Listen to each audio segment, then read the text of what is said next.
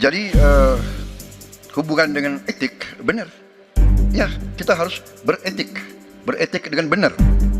Ya, jujur. Jangan karena ambisi pribadi kita menghasut dan menyesatkan rakyat. Itu etik yang tertinggi, Saudara Profesor Anies Baswedan.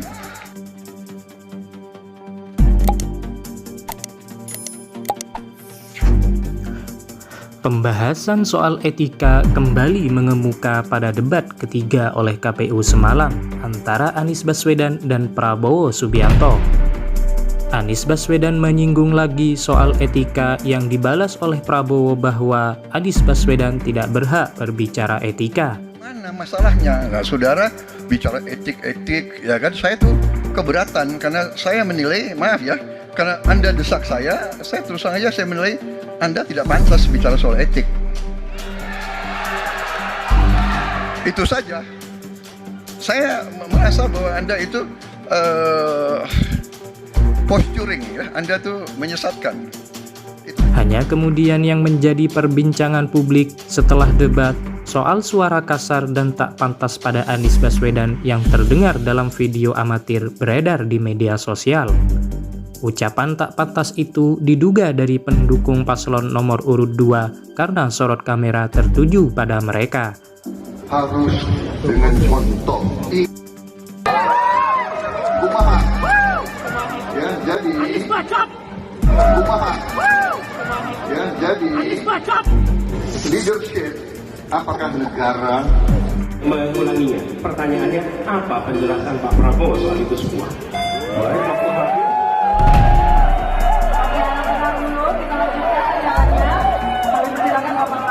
Menanggapi pernyataan Bapak Anies Baswedan, 1 menit silakan Bapak. Jadi semua data yang saudara ungkapkan itu keliru semua. Jadi saya bersedia kita duduk.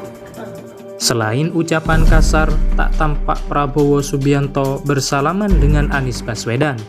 Sementara calon lainnya tampak bersalaman. Dalam video yang beredar pula, Prabowo tampak meninggalkan panggung setelah bersalaman dengan Ganjar Pranowo. Selamat malam.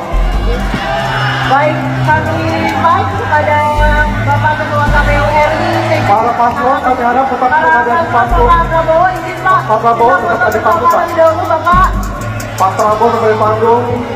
Paslon tetap Ketua ada di panggung. KPU, Sekjen dan anggota KPU untuk foto bersama Bapak Ketua KPU RI. Para paslon kami harap tetap berada di panggung. Pak Prabowo izin Pak. Pak Prabowo tetap ada di panggung, Pak. Dahulu Bapak. Pak Prabowo tetap di panggung.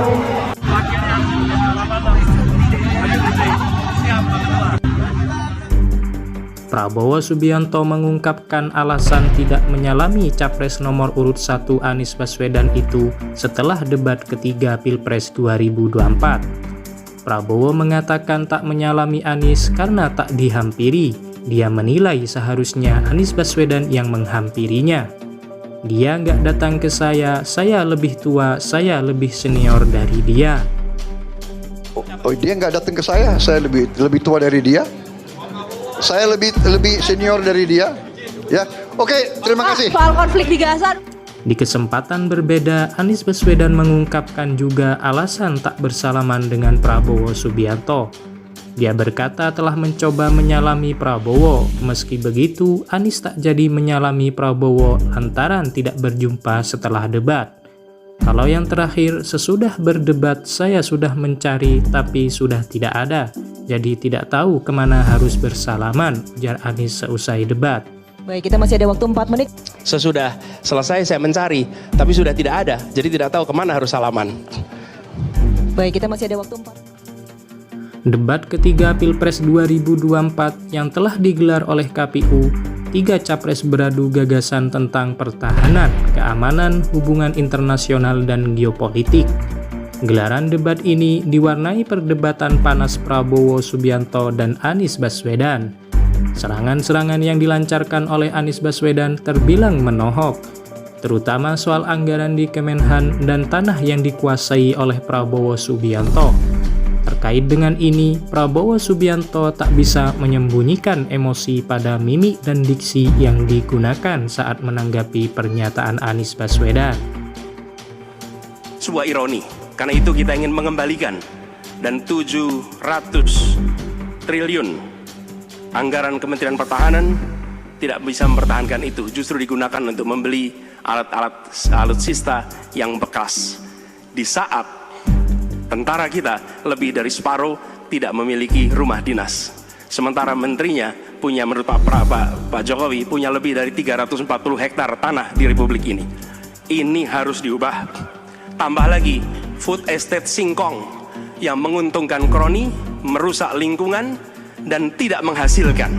Ini harus diubah. Kami akan memulai dengan kepemimpinan yang menjunjung tinggi etika, kepemimpinan yang mengandalkan data, informasi, kapasitas yang serius.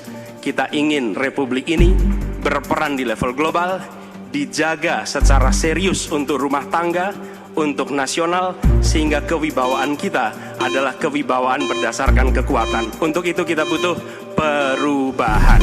Saat Anies Baswedan mengklarifikasi jumlahnya yang disebut keliru, Prabowo Subianto justru menyela pernyataan Anies Baswedan. Padahal saat itu adalah waktu bicara diberikan kepada Anies Baswedan. Sebelum saya menjawab pertanyaan itu, saya mengklarifikasi tadi data yang meleset. Maaf Pak Prabowo, angkanya terlalu kecil.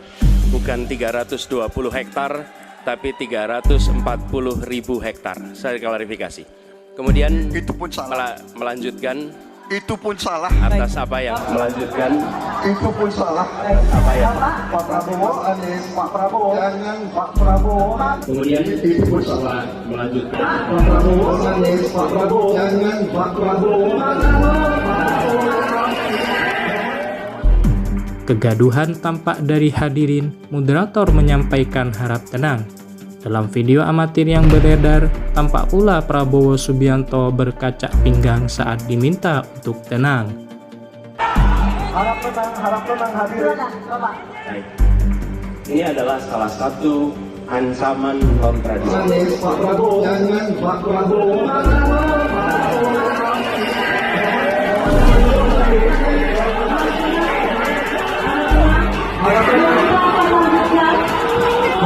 Saya sampaikan. Mas Anies, Pak Prabowo, jangan Pak Prabowo, Pak Prabowo, Pak Prabowo, mohon maaf. Ini mohon Mohon nanti tenang ada dulu kesempatannya, hadirin. baik. Mohon tenang. Harap tenang. Tenang.